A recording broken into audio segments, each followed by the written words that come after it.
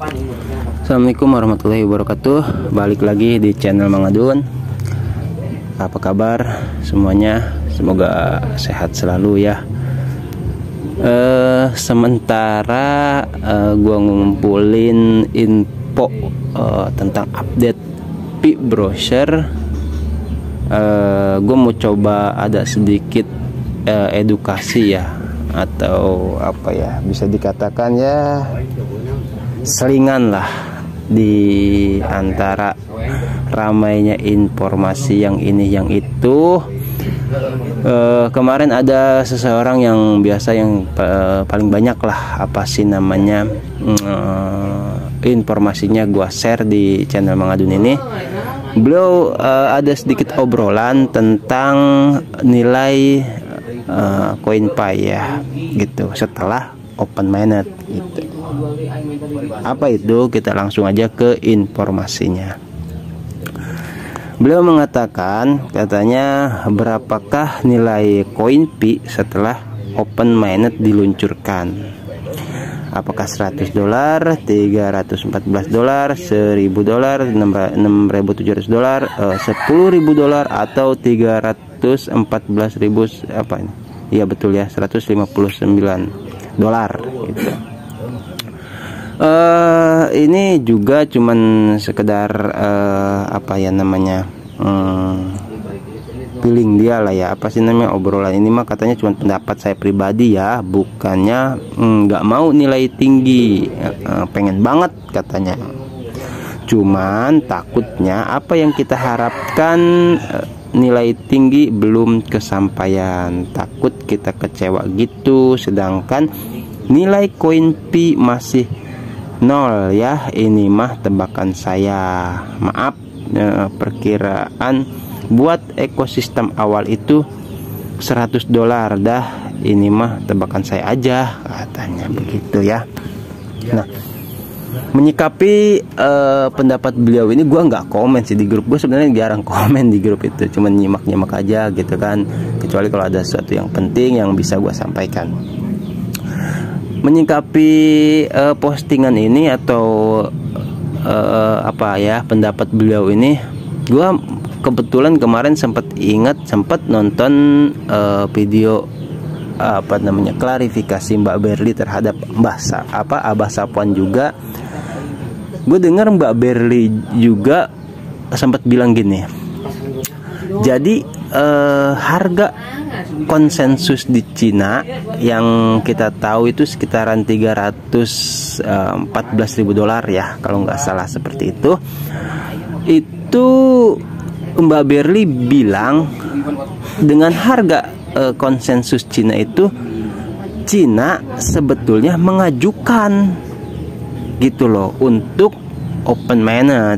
Jadi tanda kutip nih ya gitu, tanda kutip gitu. Kita tahu open mainnet belum terjadi.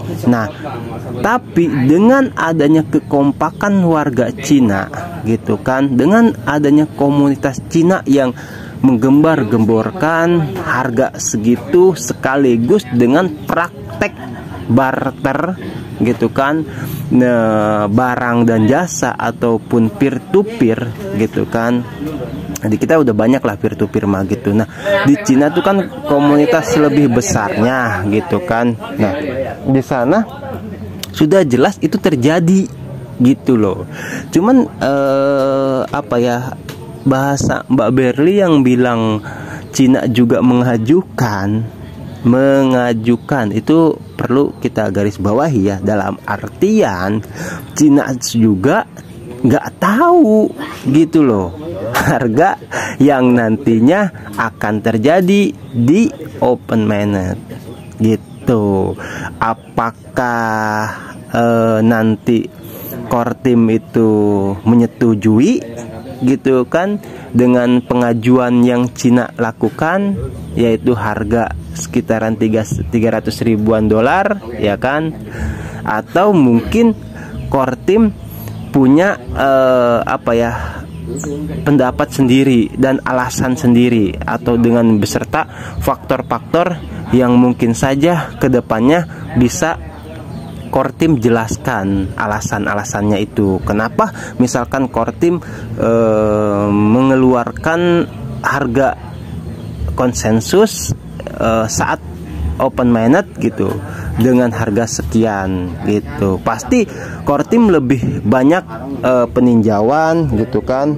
Misalkan kalau gue pribadi ya, dengan begitu banyaknya perusahaan yang kemarin itu jelas langsung dari Kortim, bahkan itu sampai 5.300-an perusahaan gitu loh yang gabung gitu kan. Bahkan dikatakan pas di endingnya atau apa sih, semakin kesini itu bisa mencapai 8.000 peserta hackathon ya gitu yang gabung itu. Bahkan puncaknya sampai 10.000 yang gabung itu. Nah, kalau gue pribadi ngelihat banyaknya antusias gitu loh dan semangat dari para peserta hackathon, terus juga banyak perusahaan yang gabung gitu kan, itu gua rasa nih dengan banyaknya perusahaan yang gabung itu nggak mungkin dong gitu kalau misalkan harganya cuma receh gitu kan.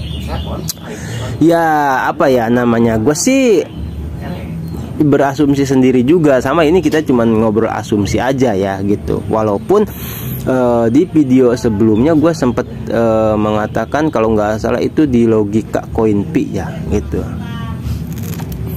atau dia apalah, banyak gue bahas soal Coinpi itu.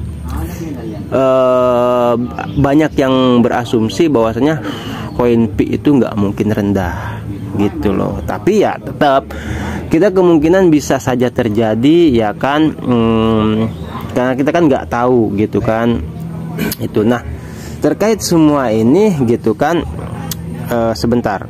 Nah, terus di sini juga ada yang komen tapi sambil ambil sedikit tertawa dia ya, bapak ini. $100 udah lebih dari mantep pak menurut saya loh ya, katanya. Nah, sekitaran $100 itu kan kalau uang rupiah 1,5 juta lah ya kalau nggak salah itu ya, 1,5 juta kalau bagi gua sih, menurut gua itu kecil lah, karena kita kan selama ini sudah kadung terlanjur sugestinya itu dengan harga miliaran ya gitu. Nah, terus beliau nih membalas lagi, iya pak, pasti sampai ke titik $300-an katanya kan. Kemungkinan menurut saya bertahap kalau melihat gravitasi volume nilai yang ada di bursa kripto atau kayak exchanger itu ya gitu loh. Contoh seperti Bitcoin misalnya, dari harga $50 itu sampai jadi berapa itu, $6.000. Oke, begitu pak, maaf ini mah menurut saya katanya ya kan. Yang penting semangat klik petirnya, menunggu open mainnet gitu. Jadi beliau juga punya alasan ini kenapa beliau punya asumsi gitu kan, kalau harga Coinpi itu tidak serta-merta langsung tinggi gitu. Katanya beliau ini karena beliau juga ngelihat ke volume nilai yang ada di bursa kripto gitu ya. Kita tahu lah waktu bulan lalu lah kalau nggak salah itu sempat rame Huobi Exchange, Atlantis Exchange, terus apalagi Satoshi, terus banyak lah ya, xt.com gitu kan. Itu banyak yang coba memposting atau ngelis lah ya, listing gitu harga Pi Network, walaupun itu dijelaskan sama Kortim juga belum resmi. Dan jangan coba-coba ya untuk para pioner ya, sampai sekarang juga mungkin masih ada, cuman gue kurang update gitu. Sampai sekarang juga masih ada kayak Atlantis, gue sempet lah lihat-lihat gitu kan, masih ada saja pioner-pioner yang update gitu, bahwasanya Atlantis masih update nih gitu kan, harganya sekian gitu. Nah, itu yang menjadi ngelihat bapak ini kenapa berasumsi seperti itu, jadi ngelihat ke situ ya, gitu ya. Kita lihat saja nanti. Dan memang kalau ngelihat ke situ, karena kan gini, di exchange saja nih kalau menurut gua ya, di exchange saja itu tidak sama gitu loh.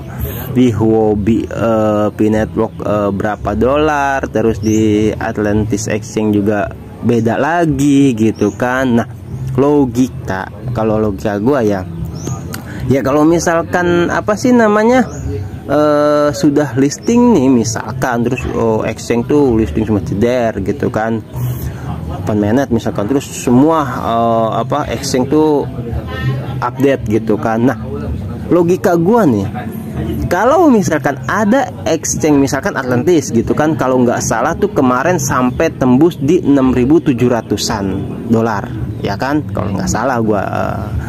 Nah, kalau salah di komen aja ya, dicoba barangkali gitu kan. Nah, itu maksudnya begini, kalau logika gua, kalau Atlantis misalkan ada sampai 6.700 gitu kan, gue yakin nih kalau misalkan kayak Huobi Exchange, terus xt.com Exchange, terus yang lainnya lagi apa itu kan banyak lah gitu.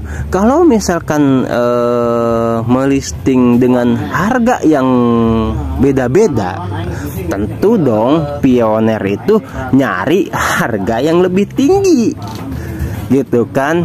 Nah, kalau misalkan ada sedikit perbedaan saja ya, taruhlah misalkan beda 10 dolar atau 100 dolar gitu kan, otomatis pioner lari ke exchange yang mahal dong ya kan. Logikanya seperti itu ya, karena ya ngapain kita tukar dengan harga murah gitu. Terus yang bakal seru juga nih, ya kan, kejadian misalkan di Atlantis Exchange itu ternyata misalkan yang paling tinggi ya 6.700, terus jeder lah yang lain tuh ngikutin ya kan, wah sama nih. Nah, bisa jadi nih karena Atlantis juga update, wah yang lain ngikutin gua ya kan, enak aja, gua nggak mau dong gitu kan. Nah, akhirnya mungkin bisa aja kan Atlantis tuh naikin harga lagi, misalkan dari 6.700 gitu kan sampai ke 8.000 misalkan nih, 8.000 dolar gitu kan, atau maksnya misalkan 100.000 dolar lah gitu kan. Nah, yang lain tuh mau nggak mau kan ya, waduh sialan Atlantis Exchange gitu kan, udah naikin aja, yang lain gimana kan. Otomatis nih daripada nggak laku exchange-nya atau nggak sedikit peminat, mau nggak mau ngikutin kan. Ini logika gua aja sih, menurut gua seperti itu ya kan. Makanya kenapa di awal gitu loh ya, kita kalau bahasa gue sih anggap aja ini pondasi lah ya, atau dasar untuk hati kita atau harapan kita gitu kan, supaya tidak terlalu tinggi banget gitu, tidak terlalu mentok banget sugesti di harga 300 ribuan dolar yang harga konsensus Cina itu ya. Itu ya, karena kan semua bisa saja terjadi, betul ya. Nah, terus kemarin setelah obrolan hampir selesai di grup itu, ada seseorang juga yang ngebalas sempat masalah yang pernah gua bahas, itu kan masalah logika CoinP atau apalah, pernah gua bahas. Nah, cuman gua potong, gua ambil kesimpulannya saja ya kan. Nah, beliau mengatakan di sini, katanya untuk catatan ya kan, contoh mata uang euro antara 1999 sampai pertengahan 2001 persebarannya sebagian besar masih secara digital currency, katanya begitu ya. Jadi masih digital lah, kita kayak koin digital gitu mungkin ya, euro tuh. Dan persebarannya hanya melalui ECB atau Europa Central Bank, anggaplah gitu ya, Eropa gitu kan, Central Bank. Mirip Pi sekarang ini, belum ada fisiknya, hanya digital currency saja, dan persebarannya oleh core team gitu, penyebarannya lah maksudnya gitu ya. Nah, kesimpulannya nih katanya, Pi tidak bisa dianalisa menggunakan metode kripto klasik katanya gitu. Jadi kayak misalkan yang tadi bilang si bapak yang awalan membuat statement atau asumsi seperti itu, katanya ini yang balas Pi tidak bisa dianalisa menggunakan metode atau apa sih cara gitu kan kripto klasik gitu kayak Bitcoin, Ethereum atau apalah itu ya katanya. Terus Pi adalah mata uang dunia baru yang nilainya dihitung dengan cara jumlah persebaran ke seluruh dunia. Euro disebar di 19 negara dan menghasilkan 1 euro sama dengan 1,5 dolar waktu itu ya. Pi Network disebar di 230 negara ya, dan logika nilai 1 pi sama dengan 100 dolar, 6.700 dolar, terus 314.000 dolar sekian, dan sampai 3.141 dolar sekian gitu kan, semua bisa saja terjadi. Oke. Jadi pada intinya tetap ya harga di sini si bapak ini endingnya mengembalikan bahwasanya semua bisa saja terjadi ya, dari mulai dia menyebutkan 100 dolar atau 6.700-an gitu sampai ratusan dolar sampai jutaan dolar, semua bisa terjadi. Cuman katanya beliau ini Pi tidak bisa dianalisa menggunakan metode kripto klasik itu. Ya kalau menurut gue sih yang nggak terlibat di dalam obrolan ini ya. Kalau bagi gue sih yang tadi masuk akal nih, yang tadi ya kan gitu. Yang ini juga masuk akal. Beliau memandang ke volume nilai volume yang ada di bursa kripto, katanya masuk akal yang tadi gue bilang gitu kan. Kalau misalkan nantinya ada beda antara exchange itu ya pasti disamaratakan. Nah, adanya persaingan lah nantinya di exchange itu, semakin tinggi harga Pi Network di bursa gitu kan, maka Pioneer bakal nyari tuh mana nih yang lebih tinggi masuk. Kalau kata gua tuh apa sih namanya metode itu kan, metode atau cara pengambilan asumsi dari bursa kripto. Kalau kata gue masuk seperti itu ya gitu, bisa saja terjadi gitu. Jadi proses apa namanya, proses penyebaran jadi proses naik gitu, naik di sini nggak disebutkan turun loh, ingat itu. Kalau gue sih jujur aja ya nggak, kalau logikanya lah gitu, logikanya nggak kayaknya nggak akan turun. Justru itu kan cuman harga awal di kisaran 100, naik lama kelamaan katanya seperti itu ya. Seperti yang gue bilang tadi, kalau misalkan Atlantis sampai 6.700, yang lain misalkan harga 100 dolar, nggak bakal dong ada peminatnya ya, otomatis kan mau nggak mau harus ngikutin Atlantis exchange gitu kan. Nah nanti kalau misalkan sudah rata semua nih 6.700, bisa jadi Atlantis lebih berani lagi gitu. Itu ya, bisa saja semuanya terjadi gitu. Nah ini masuk gitu kalau si pembahasan si Bapak A inilah yang ketimbang yang Bapak B tadi, masalah penyebaran di seluruh dunia, menyamakan atau mengambil contoh kepada mata uang euro ini ya gitu, yang dulu sejarahnya itu bisa saja terjadi ya. Oke, kalau secara kesimpulannya sih di video kali ini, kalau menurut gua sih berapapun itu ya kan, berapapun itu mau 100 dolar, kalau gue jujur aja gue sih nggak mau buru-buru lah kalau kalau misalkan ada harganya di 100 dolar, gue nggak kaget-kaget banget nih, karena kan sudah ada obrolan ini gitu loh.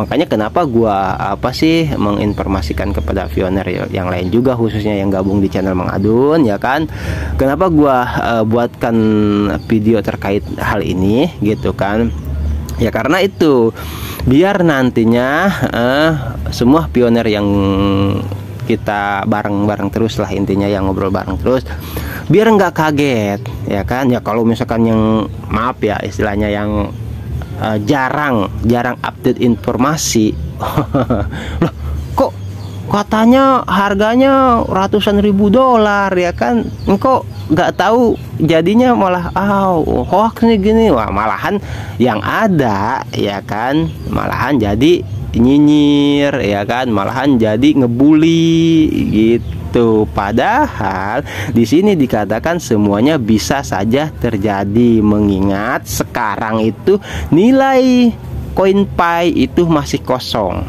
Oke, bisa berarti harga konsensus, menurut harga konsensus Cina yang diajukan Cina tadi itu karena adanya saling support gitu antar pioner ya kan. Ya misalkan yang pioner Cina mengajukan harga konsensus 300 ribuan dolar ya kan. Nah, di Indonesia banyak terjadi peer to peer gitu kan dengan harga konsensus menurut harga konsensus Cina gitu kan. Itu bisa terjadi karena saling support, karena semua pioner juga menginginkan setidaknya harga segitulah gitu loh, mendukung lah yang diajukan Cina tuh harga 300 ribuan dolar tuh didukung gitu loh sama pioner-pioner yang ada di Indonesia gitu. Tapi seperti gue bilang tadi, kita nggak pernah tahu apakah Kortim punya asumsi sendiri misalkan terkait harga satu CoinPay itu berapanya gua nggak tahu. Cina juga cuman hanya mengajukan seperti kata Mbak Berli bilang gitu kan. Nah, kenapa misalkan Kortim kalau misalkan sampai mengeluarkan misalkan nih Cina mengajukan 300 ribu dolar lah sekian ya. Terus misalkan nih Kortim ngeluarin 100 ribu dolar nih, wah kok nggak sama dengan harga konsensus Cina gitu kan. Nah, itu kan Cina hanya mengajukan atau mengusulkan kalau bisa harganya segitu gitu kan Kortim gitu. Nah, kita jangan suujon dulu nih, jangan berburuk sangka dulu. Barangkali Kortim misalkan mengeluarkan harga 100 ribu dolar ya kan, siapa tahu Kortim punya catatan-catatan tertentu gitu loh. Dan itu nanti kesananya ya kita lihat lagi gitu kan. Kalau logika gue sih nggak bakal turun. Nah, makanya di obrolan kali ini dimulai dengan harga yang kecil dulu lah, 100 dolar gitu kan. Jadi biar nantinya yang seneng update itu kan informasi nggak kaget ya dengan segala kemungkinan yang bisa saja terjadi. Oke, gitu ya. Udahlah, pembahasannya nggak usah panjang lebar. Dari gua ini cuman buat obrol-obrol aja ya, biasalah selingan. Gue sebenarnya masih gatal nih, masih nunggu update dari P-Browser. Kok ini bener enggak? Gue masih tanda tanya. Udah gue save, udah gue simpen beberapa lah gitu. Cuman kayaknya masih belum kuat.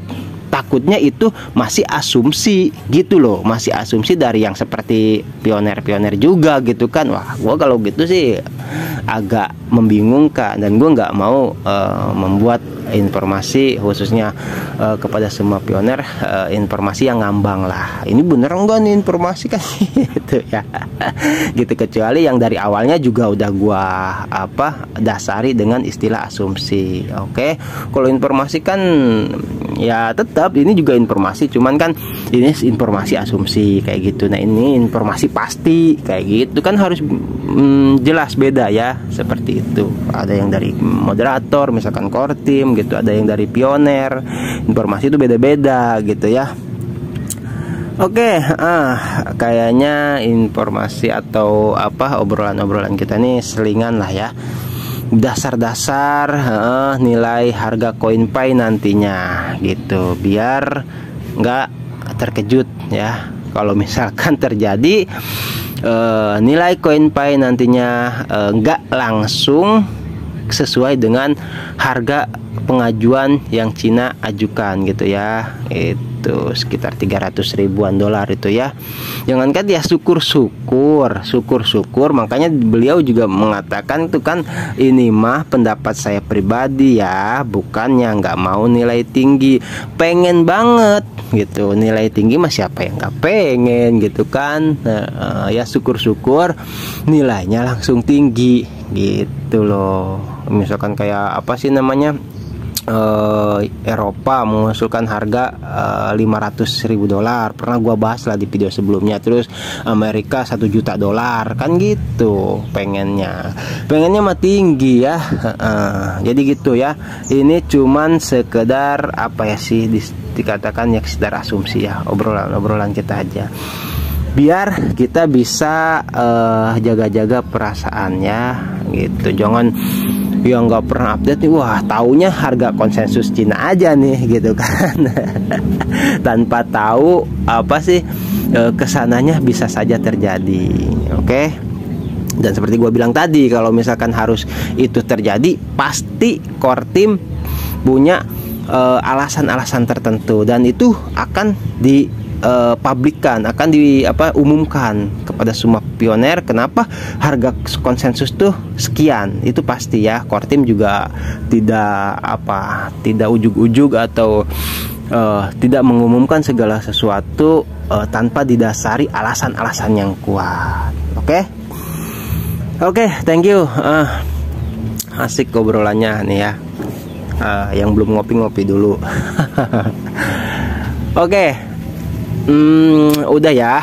Nanti kita lanjut lagi buat informasi yang akan datang. Ada apa lagi gue juga nggak tahu. Gue masih tetap nunggu juga gitu ya. Ini senang berbagi aja sih gue sih, ngobrol-ngobrol gitu.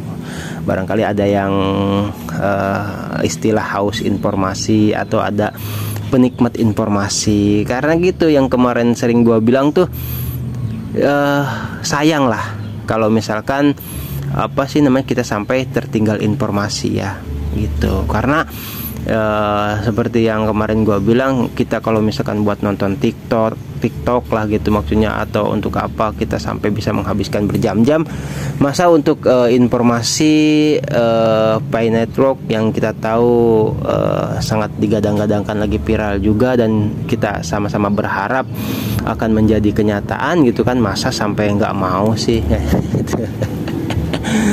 Oke ya, thank you.